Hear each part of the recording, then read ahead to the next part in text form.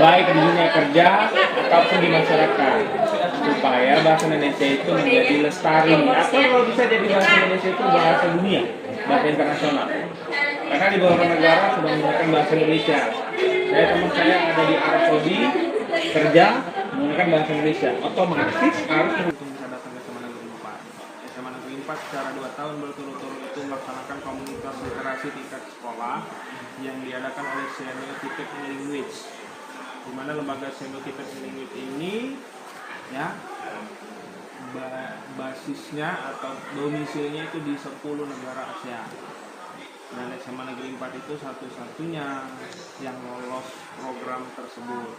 Namanya dia Gerakan Literasi Internasional atau Gerakan Literasi Asia. Ntar browsing aja di internet. Dan kebetulan pembinanya yang lulus saya dengan Pak Beni yang di sebelah. Hanya 2 orang. Kebetulan beliau ini guru bahasa Inggris. Nah, saya guru bahasa Indonesia. Jadi kami berkolaborasi.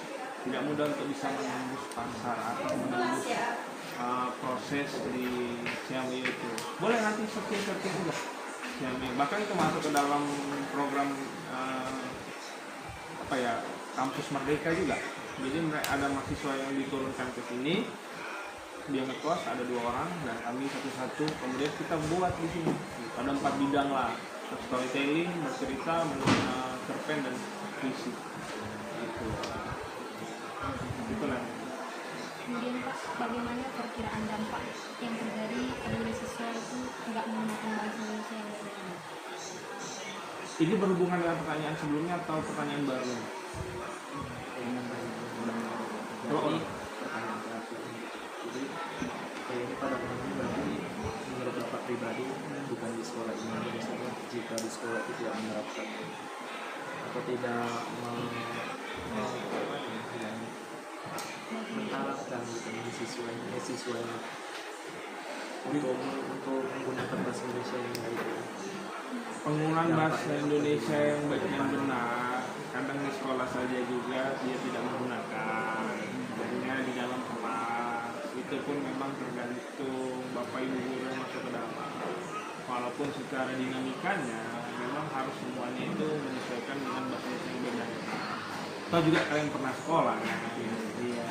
Kadang juga guru bahasa Indonesia juga ya seperti itu kan gitu. Jadi kuncinya sebenarnya bahwa kesadaran berbangsa dan bernegara itu perlu, dan kita tidak melanggar sila 5 bagi seluruh ayat tadi. Jangan di Medan bahasa Indonesia bagus, di Papua nggak bagus ya kan. Nah, di Medan harus bagus, di Papua harus bagus. Kuncinya di mana? Memang di pendidikan, termasuk saya. Nah, saya dalam penyampaiannya juga harus menyesuaikan. Kalau saya menggunakan bahasa yang terlalu tinggi, kasihan. Terlalu rendah, musibah. Nah, kita menggunakan bahasa standarnya. Kadang-kadang ya, contoh nih, saya ngajar juga di daerah pesisir atau Melayu sana.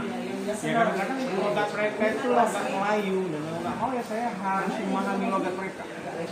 Walaupun saya kombinasikan dengan bahasa Indonesia, tetap dari saya tetap selalu belajar. Apapun event yang memang bisa diikuti ya kita ikuti, dan khususnya kita sebagai pengguna juga harus memulai untuk menggunakan bahasa Indonesia yang benar. Berarti kesimpulannya Pak, dalam penggunaan bahasa Indonesia yang baik dan benar itu memang harus dan wajib ya Pak. Tetapi pada dasarnya kita juga harus menyesuaikan penempatan penggunaan bahasa Indonesia.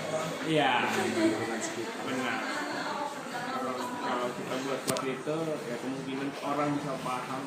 Kan bahasa ini kan ada hakikat bahasa itu ada. Salah satunya arbitrary, mana suka, ya kan? Kita mau bahasa di Papua beda dengan bahasa di Toronto, gitu kan?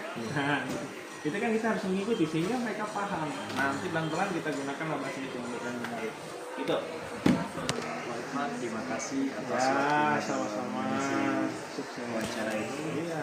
Saya mau di Bangkona mengucapkan wabillahi taufiq wal hidayah. Wassalamualaikum warahmatullahi wabarakatuh. Waalaikumsalam. Oke, ya.